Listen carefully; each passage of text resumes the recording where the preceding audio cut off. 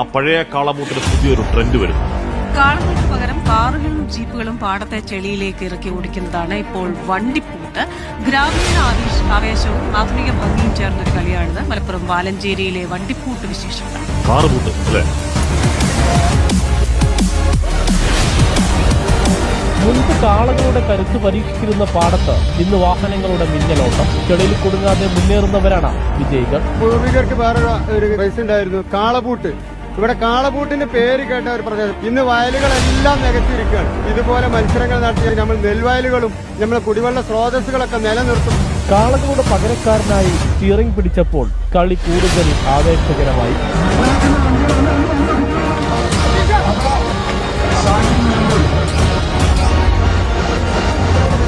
Body builder മുസാദിക്കിന്റെ body show പ്രേക്ഷകർക്ക് ഒരിക്കലും മറക്കാനാവാത്ത കാഴ്ചയായി മാറി.